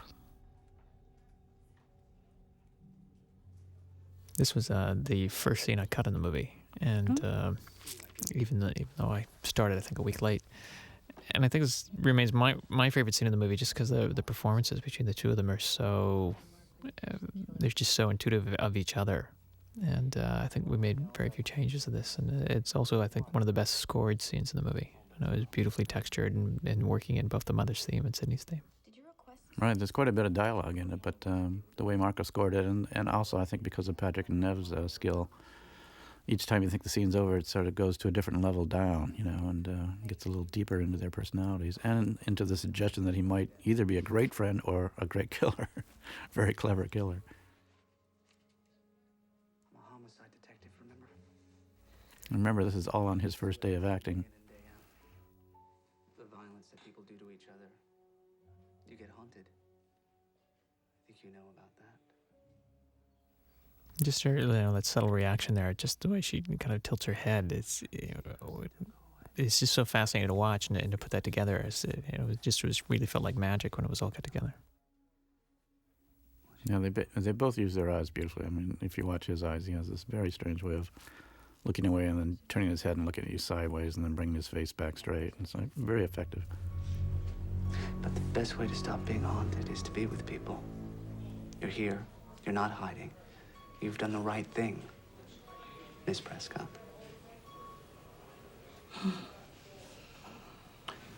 What did you know about your mother? An effective musical stop there that Marco put in, and then boom, it kind of kicks back into the next part of the story. I always thought I had the perfect mom. Perfect family. Very little camera work here. Just each time it started a new section, we would just slightly move in a little bit closer to give you the feeling like you were getting to know her just a little bit better. She had a secret life, and I tried to understand that, and as soon as I thought that I had more secrets. As soon as I thought I had more secrets. Yeah, it's the missing comma there. She was to you.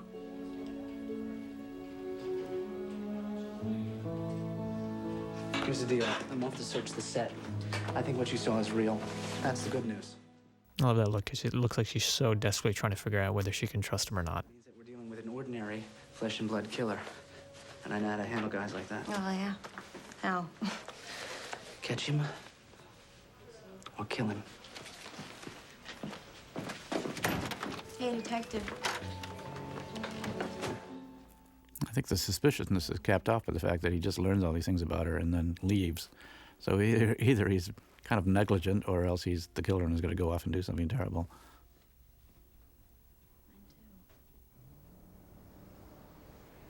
At least some hidden dark secret that he's not sharing. He's a pervert. He's not a killer. He's got to be involved somehow. We should follow him. We're gonna go back to the precinct and we're gonna tell Kincaid and Sydney what we found out. Miguel would be much more aggressive. Miguel would suspect everybody. We shot this twice. Yes, Wes? Mm, First time daytime? First time daytime, came back and reshot it at night and had them a little bit more excited about pursuing the killer. Connecting it to Milton. Again, I think it was just a product of an early draft and everything not quite in the scene as written. It's one of the, I think, one of the examples of when you actually get the whole movie cut together, you can see that if you go back and maybe retweak one thing, it can raise things up even more effectively. It's a great luxury to be able to go back and reshoot.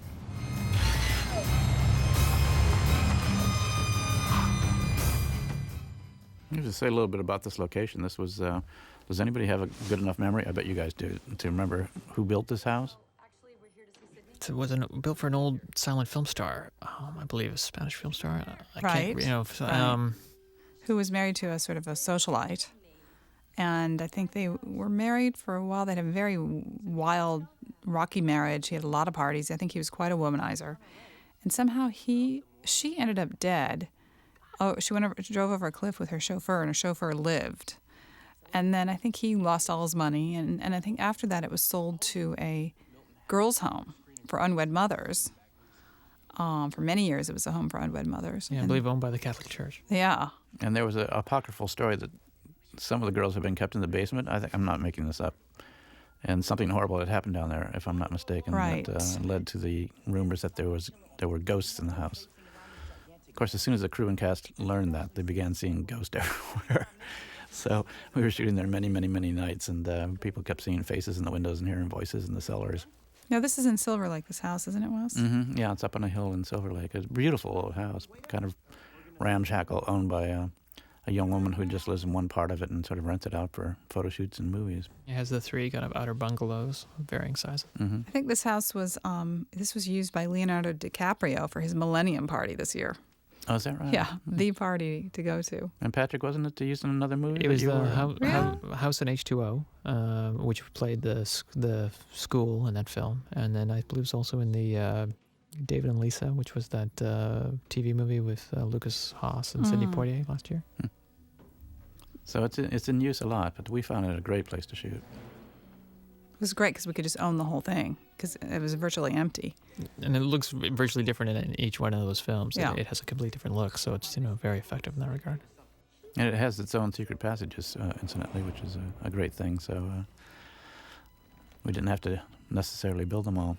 What's down there? Zombies and aliens. You know what you look like without makeup, Jennifer. Jesus, stop pretending I wasn't the best you've ever had. Oh, stop pretending I even remember. We went through every prop house, I think, in Hollywood to find all these old props of scary things. Roman? Clinking chains arriving at the silver coffin.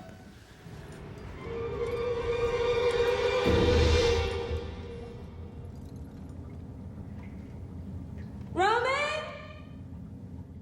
A very important sort of ambivalent look on the part of Roman there, so you don't know whether he's scared or acting scared. This is so strange. It sure is. The introduction of the phone device coming up in terms of actually seeing exactly how it works and the fact that it's captured different voices. Originally, there was another scene with a ghost in his lair where you saw him actually putting all the voices and everything in and seeing how he did it, and then cut that out and realize that once you see the little gadget and buttons are pressed, you just go with it. Plus, it looked really silly to see the ghost sitting at a computer. With his whole outfit on. Right. Because of course you can't have the ghost sitting there without the outfit, because then you know who it is. Right. Dewey's got her voice. So Dewey's voice. Then I think the second one is Roman's voice. I think we had almost everybody in the cast except for Kale record both those lines. So that when we were in the mix stage, we had all sorts of choices from Cotton to everybody. Tyson? Angelina, are you up there? Roman? Tyson? Angelina? Damn it. Ah! Oh. Okay, come on. Of course, breaking the basic rule of never separating. The audience always chastises us for this. But it seems to be actually even part of the fun. It's it's a haunted house, and things are going to happen to you. So the fact that they do it, it seems to be something that we can get away with, even though you technically shouldn't do it. Right. Plus, we do have a scene where everybody's together and they get attacked anyway. So, and in broad daylight, or at least lights on, lamplight. Yeah, lamplight. That was in the second movie. It had broad daylight. What was that? Broad daylight scene. The scene where Randy gets killed. Oh, in the park. In the park, yeah. Which is there's people around and everything. Which was when you read it, you just thought, oh my God, if this works, this will be fantastic. And of course, it worked beautifully.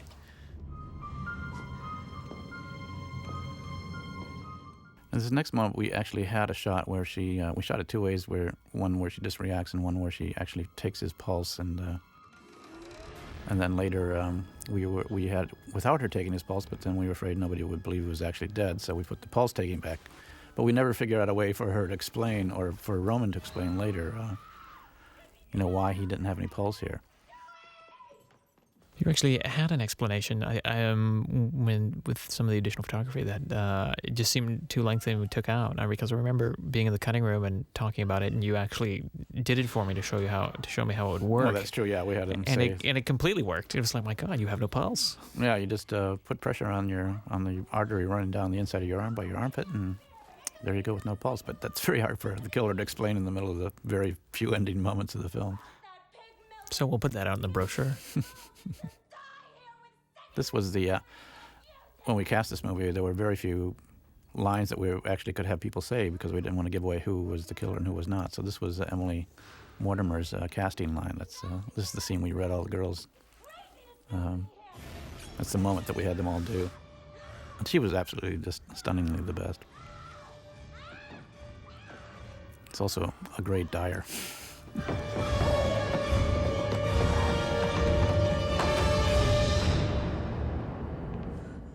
But of course, is she really dead? As you see her dragged off here, and being one of the only people the killer drags off.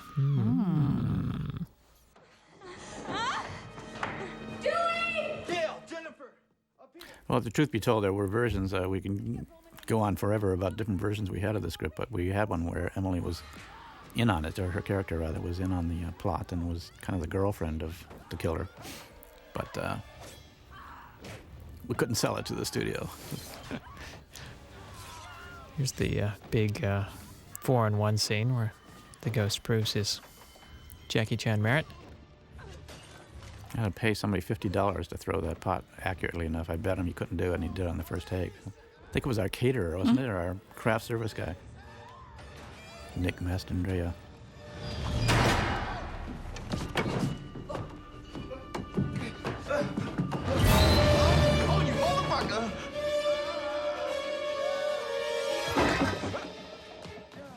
One of the rougher stunts, I think, in the movie. Ooh. Ouch. No pads there.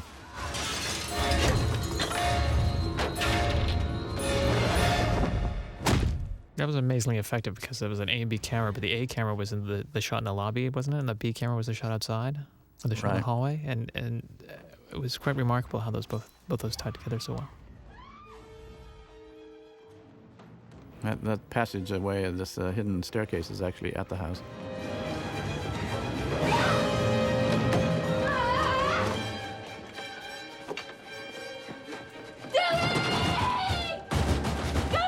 It's very strange. We built these double mirrors, to suggest that it would be soundproof. And actually, when we got on the set, I could never talk to anybody in the other room because they were completely soundproof. I'd have to go out and go around the whole way.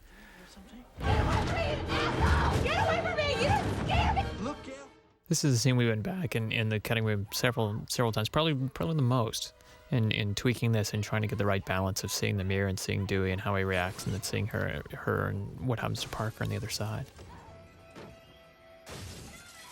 I also have a lot of people that think that Dewey shoots her, but he does not. He's aiming very high, and he uses all his bullets here. Perhaps foolishly, but he's in the heat of the moment.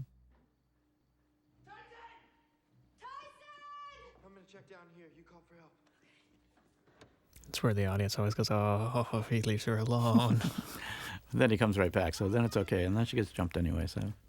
This is a wonderful scare because she really gets jumped while Dewey's still in the same frame. Mm-hmm.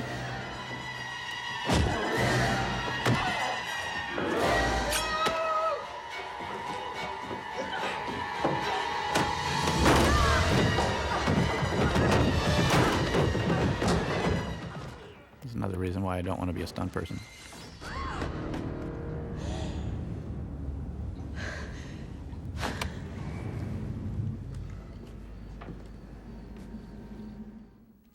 And David's great reactions. I like the one that comes in just a moment when he gets the telephone call and just can't figure out how she can possibly be calling him. Dewey! Gail! Gail!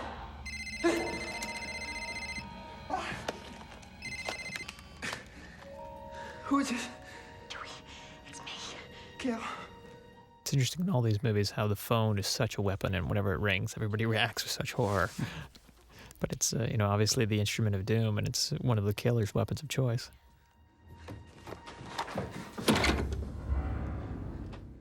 The scene here was actually much longer. They went through a whole review of how they could possibly know it was the real person on the other end of the line. In the trimming down, it got down to something very fast, but we still get kind of a fun laugh here. And this is such a great moment with the knife flying through the air, and audiences seem to just totally cheer at that moment. And it was originally written that he got slashed on the arm, and I said, well, that's happened already once before with Dewey, so thought up this wacky idea. I've always seen knives thrown in movies and they always stick, so I thought, well, let's for once, let's have it happen at a glance backwards. Of course, that works so wonderfully for Dewey, and it's amazing how you see the audience as the knife flies through the air, and people, oh my God, he's going to get it right in the face. You're going to kill him here and now, and then when it goes clonk, and that's the moment that everybody goes, ah, and just thinks that's wonderful.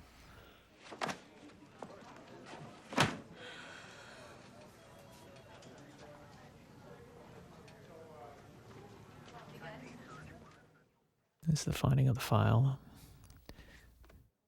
The fact that obviously Patrick Dempsey's character is extremely interested in her.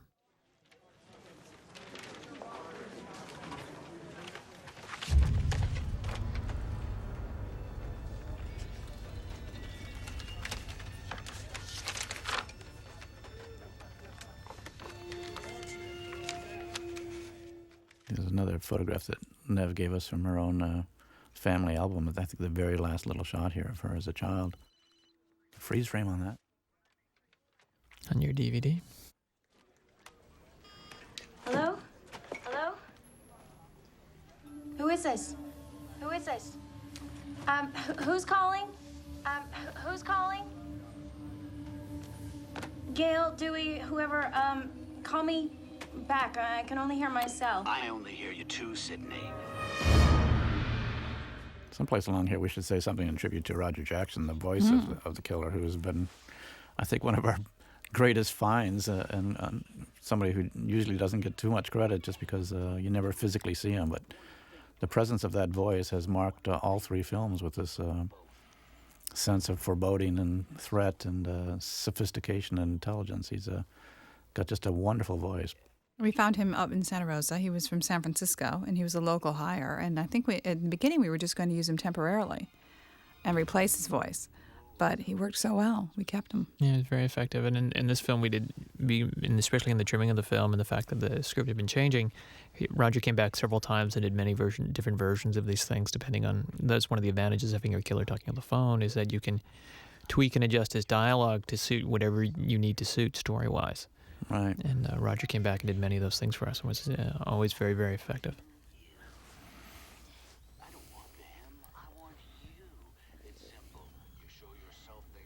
Coming up on a little shot we shot that will explain where she gets the vest from the last. Assuming you've seen the picture. If not, don't pay attention to the thing we're saying. There it is there. That shot was probably done one of the very last days of photography in January of 2000. I'm putting that shot in. Right. That was an insert day, wasn't it? Mm-hmm. Mm-hmm. not even shooting.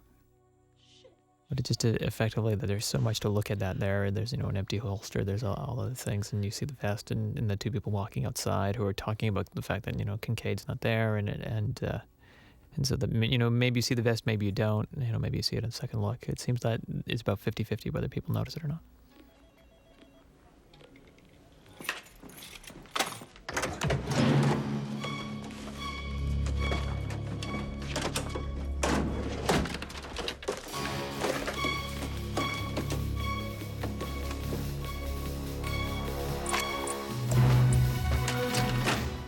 Score piece of, nicely escalating everything as she goes in and finds the gun, and everything kind of builds, and then stops the moment she gets out of the car.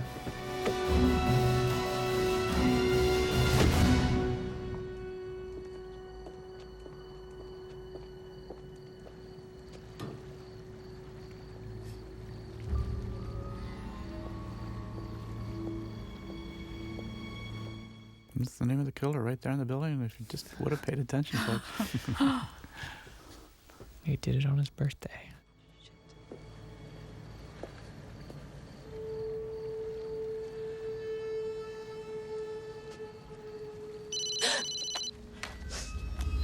What? You followed directions well, Sydney. Now welcome to the final act. See that metal detector? The direction line added as it was scripted that he called her in the car en route. Yeah, I was just thinking that we had all these scenes. We had a big scene where the cops run out of the police station realizing the car has been stolen, and we had scenes with her in the car driving and getting instructions. We finally said, we don't need any of this, and didn't even bother shooting it and never miss it. Just the one line, you follow directions well. There you go. Somebody must have told her how to get there. Saves a lot of time and money. And especially story time, because at this point you're just so desperate to see them get together and get it on. Right.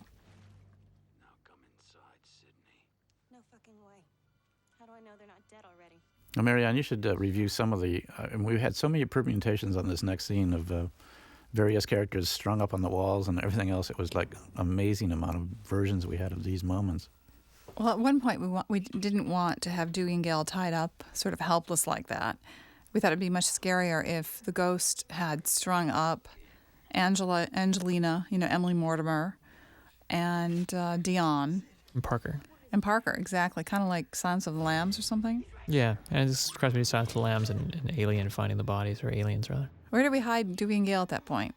They were in the screening room. We're going to be behind the screen or something. That's right. They were going to sort of bust through the screen or something at the end. She goes in and Emily Mortimer's alive. Isn't that right? Right. That was the Emily Mortimer, Angelina alive scenario where she was actually the girlfriend of Roman, which was so sick because, of course, she plays Sydney. And, of course, they're, as we find out later, siblings. So we loved the sickness of that. But unfortunately, this is what we have. But we love it and it works and, The other big difference was in the scene here where the killer steps in for the first time. He had a huge amount of lines where he went on and on and on, and we just looked at it in the cutting room. We all felt like this guy shouldn't talk when he has the mask on and when he's on screen. It just doesn't work at all. So we somehow realized that we forgot that we never did that really in Scream 1 and 2. And a lot of the scenes had that written in Scream 3, and we realized that's why we had never done it before, because it doesn't really work. Yeah, there's kind of two killers. There's the killer that is very conversant on the telephone, and then there's the silent figure in the room. Why any of the other two movies have so often the two killers, and this movie is just one, so you have to reconcile the fact that it's the same person. Right. This was always a really effective moment, because I believe in the original script, Kincaid's entrance was not in there, and I think this was one of those last-minute things out of all the different versions we talk about. This was one of the best ads that came in, because he plays this so well. Because originally there was no more Kincaid, right? Yes. Yeah, Kincaid disappeared back in the police station. That's right. We kept saying, well, we have to get this character in, and we kept adding scenes with him, and every time we brought him back into the picture, it worked beautifully. So. But that's right. Originally, he was just ended up back at Sid's house, right? That was the only time we saw him again. Right. Of course, we cut out the aftermath, the morning after shot of at the mansion after all the destruction. And it's just kind of the moment that you think Kincaid is the killer, and he has that great look as he's putting the gun away, and then of course he's not. Who could it be? So the person we feel we lost a little bit was Josh Pice's character, who kind of disappears and doesn't reappear. Right. We could never. Actually, he was in this aftermath scene that Marianne was talking about. After all the fighting in the final scenes, there was a morning after scene where the cops are taking out the body, and Josh was there. But we ran a little short of time at the house here, and 86 that scene, didn't shoot it. And we realized we didn't need it since we did have the last scene of the movie, which was at Nev's house. There would have been sort of 3 different endings. Right. And it just didn't work in this particular story. I guess we could have had Josh, barbecuing with his kids up at Sid's house, but That's true, darn it.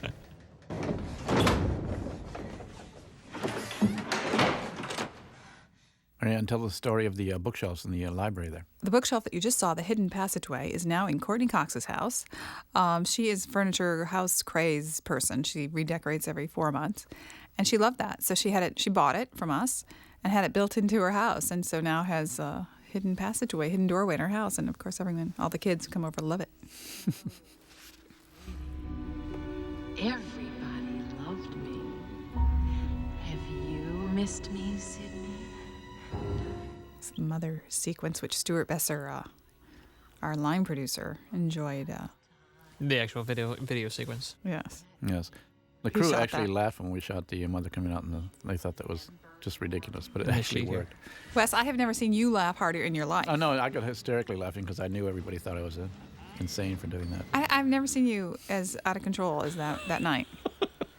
I've never. Poor Scott Foley was in there.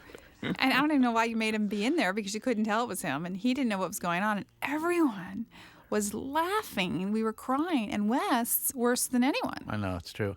Well, this was a little additional shoot that we went back and shot this emergence of the mother because I thought it was a good way to key into the, kind of a 3-point thing of the mother's ghostly appearances. But everybody thought I was loony to do it, and I became convinced that I was loony, but I was going to shoot it anyway, so. That's right. But I started to see it as loony also and silly. It worked, though. It was You're also right. the opening he came out was so narrow that he had sort of wedges away sideways, so we finally ended up shooting it in kind of slow motion, so it made it a little bit more graceful. It's interesting when you see that moment with an audience, how the second they see him come back up with the sheet there, having seen, the 2 previous kind of ones with the sheet and then the ones the actual mother vision, is that everybody's like, and it works so absolutely, and I think, we all had a lot of doubt. Yeah, no, we did, I must say. But Wes, you were right. I hate to say that. I know you do. But the video shoot that you see Maureen Prescott with all the different men in Woodsboro is like such a wicked, it's such a wicked sequence. And that was shot by Stuart Besser, who loves that kind of stuff. And it was He's our line producer. But here she goes. Here's the little tramp, Maureen Prescott, which was so much fun going back and getting Billy's dad. That's Billy's dad from Scream 1. We see him at the police station in Scream 1. They actually shot a shot of the entire crew coming out of the motel one by one, kissing her as they left, right? I hate to tell you, it ended up with a giant sort of dog walking out. Like a mastiff or something. Yeah. It was sick. It was fun and sick. But I mean, poor Sid, seeing all this, stuff about her mother right in her face. Well, that's the least of it. There. I love Maureen's hair there coming out as in the kind of messy afterglow. And the cigarette and, Billy Loomis's dad's mouth, looking kind of proud of himself. Now, how far into the shoot, those of you with memories, was this for Scott? Because this was an enormous... So it's probably before we came back and started shooting the Woodsboro set, so it's probably almost 2/3 in. I know for him it was like the big... Mm-hmm. Because normally I think he plays much more good-natured people. Yeah, he'd never played ever a villain, and it was a real challenge for him, and he was terrified of it. And of course, he did such a fantastic job. Hero and villain face to face. Well, you know what happens now? The villain. Yeah, especially the build-up in these moments to come, where he just gets more and more crazy. Because here he's very in control, and as he begins to lose it, he becomes remarkably effective, increasingly effective. He's effective throughout. And we had 2 sort of little mini accidents on the show, and one was here with Milton. The point that Roman throws Milton down. Lance's hands were tied behind his back, and he expected to get gently shoved. Well, he was just not even supposed to throw him because we were cutting right after. You'll see coming up. You'll see at the point that he's thrown, and Scott Foley was so into his character that he just threw Lance on the floor, and it was pretty scary. Well, Lance landed on his head and had a gigantic goose egg and almost broke his nose. And his hand. Oh yeah. For some reason, there you go, right here. Now, that's a stuntman there, but the previous shot, Lance went down like a ton of bricks. Yeah, it was awful. Fortunately, it didn't work again for several weeks, so he was able to Well, you heal. can still see the cut on his forehead a little bit somewhere, Patrick, right? Yeah. You really it's actually the take before the neck slit. The neck slit was actually done afterwards, and there's actually a pad there for that. But in the previous takes of the coverage with dialogue is where Scott just kind of threw him out at the end of the scene when he'd finished his dialogue. And you hear Lance kind of whimper as he goes down because he was clearly not expecting to be hurled into the plant or C stand or whatever's down there. I know, being hurled and your hands are tied behind your back. Yeah, that was the tough part. That was bad. That was bad. But Lance seemed, he's, in the few times I've met him, he always seemed very good-natured about such things.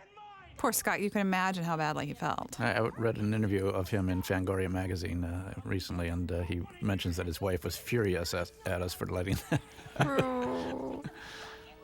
Lance was in the process of about to having a baby, a new baby in his family, and by the end of the shoot had so. I'm sure she wasn't too thrilled about injured husband at that point. And something worse could happen.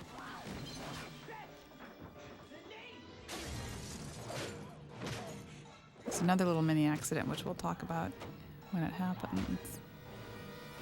Luckily, that wasn't one. That was actually an optical to give a little secret away because we felt it wasn't safe. So we did the stab into the counter without Sid there and put the two together optically. Sydney!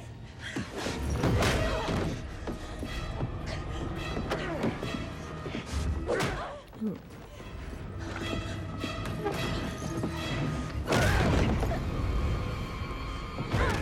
At one point, we felt Sid got sort of the best of him too easily, so we went back and shot this fight even rougher, where she just gets the living stuffing knocked out of her, to make it really, really critical that it looked like she was about to die.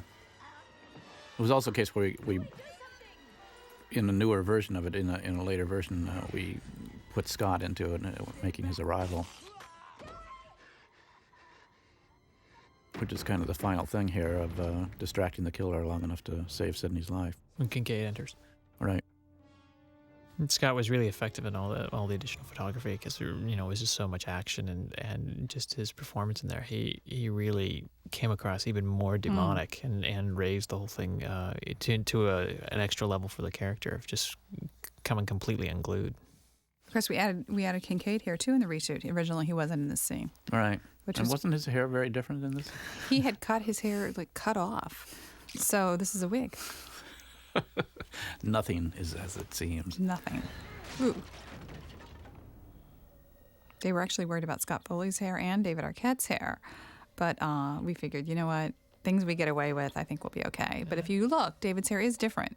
And if you actually watch Scott's sideburns, when he starts searching the room, you'll see his sideburns get shorter and longer depending on whether it's the old footage or the new footage. Oh, and Nev's hair is completely different, really, if you look. And this, just to go back to plot matters, we had this moment here where he looks down at her and it seemed that she was dead, and he asked her if she is or whether she's holding her breath, and he says, "It's easy to fake being dead. I did it with Gail Weathers." So that was that place where we tried to be Johnny Explainer, but it didn't work, so we just had him shoot her. Less is more. Which was actually Bob Weinstein's a telephone call to me saying, "Please shoot it two ways. Do it once where he just shoots her a second time," and we did it, and actually that was the one that worked. Yeah, it was a good call because it's so effective when he just comes up and just ruthlessly just shoots her. Right.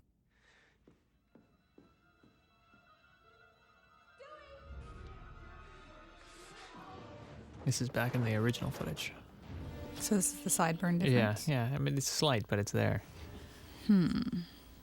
Of course, a shot of Sid's hands grabbing this, that, and the other thing. Bar tools. The original version didn't have Sidney shot, and she simply disappeared and crawled around the room and hid behind the bar, so we played that much more that way, and it really was not effective, nearly as effective as her being shot and then disappearing.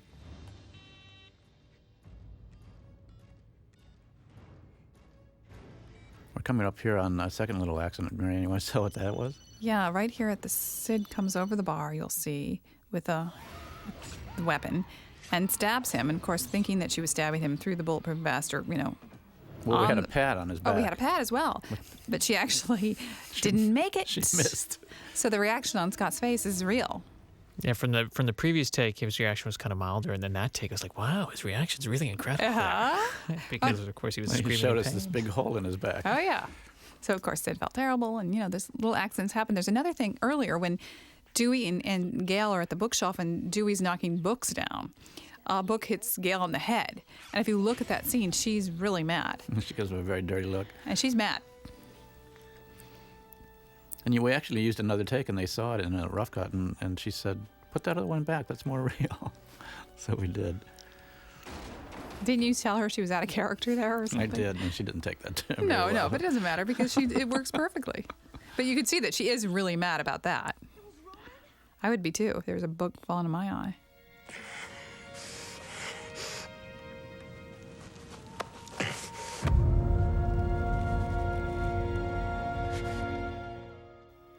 This is actually cutting back and forth between footage that was shot originally and then some of the additional shots to enhance the fight and so forth, and all cut together very well, even though everybody had different hair lengths and everything else. You don't know it. Yeah, because that was like 3 months later, so Sid's hair grew quite a bit. The only one you kind of notice is Dewey. His hair's a little more down here. But, where it was, the original was shot in August and the additional photography was shot in January. So is this new or old right there? It's actually going from shot per shot as they walk over. This is all old. This is the original. Where's hair's longer? We didn't want to ever try to reshoot this. Except for the moment that actually Scott flies back. Yeah. That's all new. Okay. Originally, by some fluke, he just fell back into such shadow, he completely disappeared. We had no idea what happened to him at all. That's old, and then the shot of Sydney is new. Yeah, hers longer there. And then this is new. That's a wig on Kincaid. And that wig literally was found in 12 hours. Because he didn't bother to tell us when we called him 2-3 weeks previously to say, could you work? He didn't tell us until the last minute that his hair was all gone. This, of course, here is where we would have had that aftermath scene. But... Yes, the morning after. Morning after. Sunrise. Kincaid's ambulance. partner walks by all the chaos and says, my God, what happened? But instead... we just moved things along. Yeah, it would have been too much.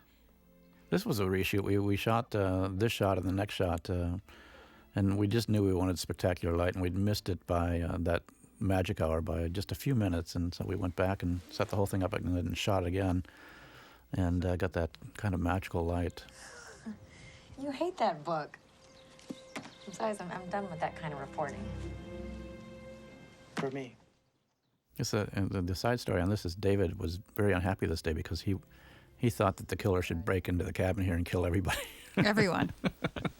I think there was a take where he looked at the camera and spoke to Bob Weinstein and said, I'm doing this, but you really should just kill everybody. Just a total massacre. Yeah, both of them said that. I mean, Courtney said that too. End with a bloodbath. You got to go with a bang.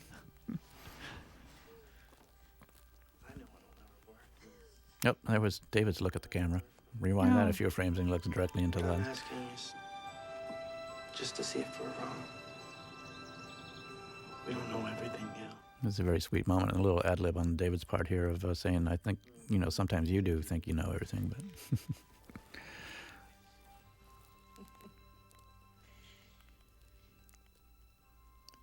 All of these moments, when I watch them, just feels very much like David and Courtney, how they must have, thought about their own marriage, because they, in some ways, they're so different, and yet took this leap and got married and seem to have this wonderful relationship that just is one in a million.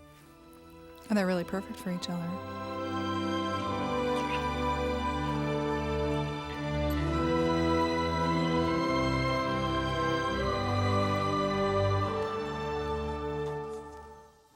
Here's the reshoot of everything working right. I think the first shots, the gates kept rolling back open again, so we went back and got the right backlight.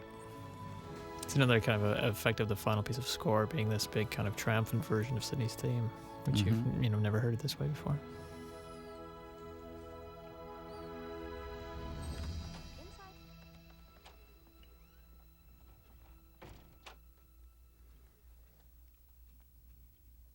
Sid, we've been waiting for you. We're gonna start a movie. What kind of movie? You have to come and see. 3 versions of Kincaid, one without Kincaid, one with Kincaid in his sling, and one with Kincaid with no sling, depending on what we did to him at the end. A lot of people have said, no, this must mean that the killer's still out there, but I think we all felt very much it was Sidney had earned the right to have the doors open. And she goes with it.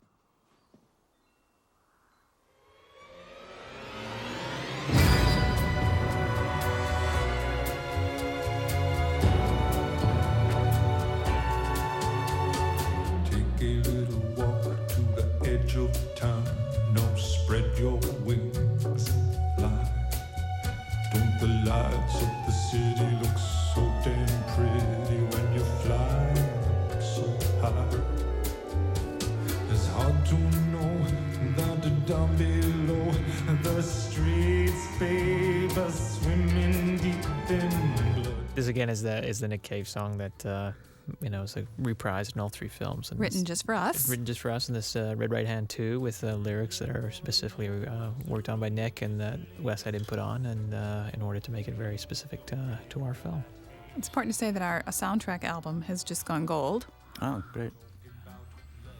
And we like doing credits where you can see the person's picture by their name. I think that's a nice way to kind of honor the actors and have a little glimpse of them from the happier moments of the film, too.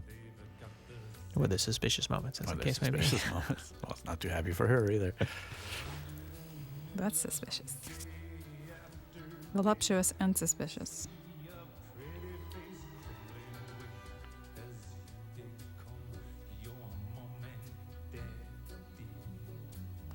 We have one off to do Hamlet right after this. Hamlet on Broadway. Yeah. Of course, Patrick Dempsey's gone on to do, he's in England right now for a year doing a series for Spielberg and Tom Hanks, a World War II series. And Patrick Lussier, our editor, is going off to direct his first feature film. It shall be produced by Wes Marianne. Dracula 2000. Coming out soon. Sooner than we'd like. And there's our trusted team. Many of these people have worked with us on all three, almost across the board. We had the same team on all three films, which was very important to us. And in some cases, really for the past 7 movies. Yes, including Patrick, who has been cutting for us since... How many movies, Patrick? I've been cutting for you, I think, since 91. 91. I think starting on the TV series, Nightmare Cafe, and going up through there. Wow. Going up, first feature was Wes Craven's New Nightmare, and everything since. So. It's been a wonderful opportunity for me. You had to say that. No, it's true. Have to say that. Really? Of course it is. Oh, good. Yeah, a lot of these people have been with us for years. People on this crawl. And have moved up a lot, too. Yeah. A lot of young people that started, as assistants and so forth are now presidents of the studio. I don't know. I hate that. Cornelia, my girlfriend, got all the clearances for all those posters and books in Kincaid's office.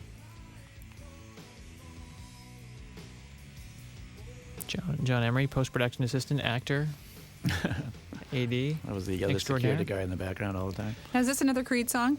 This is the other Creed song. This one was written, I think, or specifically for the movie, or it only appears on the soundtrack. That's right, yeah. Of course, you saw the Creed posters in the Sid room on the stage. A little product placement going on there. There's all our trusted assistants, Suzanne, Cerise.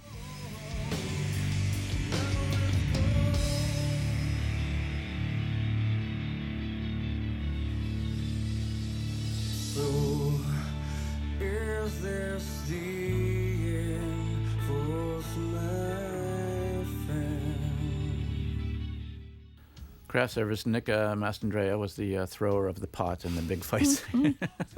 He was an ex-quarterback, and he could throw anything at anything or into a wastebasket at 50 feet. There were constantly bets going on out in the parking lot with the crew about who could throw things into the waste cans the best, and it was always Nick that won. I think he took me for a couple $100 over the course of the shoot. Our wonderful Rick Avery, stuntman. Stunt coordinator, rather. All the sound crew who did such a great job, and the music crew, putting things together into such a tight schedule to make things sound and feel quite spectacular. We really had no time in post. It was very rushed. Yeah, I think the fact that we pulled this off speaks highly of our entire crew, especially people like Dan Arredondo, and Patrick Marco Luciano. and Patrick, who were able to pull off everything right the Yep. first time. I think that during the last kind of weeks on the show, Wes was shooting and then being driven to the mixing stage where we were mixing reels that we were then dropping shots into, and they would come over to the cutting room and approve cuts and things like that, and just was essentially having to be wheeled from place to place. Literally wheeled. We're tired. We're still tired. Well, we've done, I think, as a crew and as a production unit, we've done Scream 1, 2, and 3, and Music of the Heart, and a novel somehow thrown in there, all within the span of about 3 years, or 4 years. So 4 years. It's been quite a run. Yep. And we'd like to thank you all for joining us for that run and helping making it the success that it's been. Sure to buy the box set and the action figures. And, special thanks to Bob Weinstein, who saw the possibility of this film at the very beginning and brought us all aboard to do it for him. And I think it's worked out really beautifully for all of us.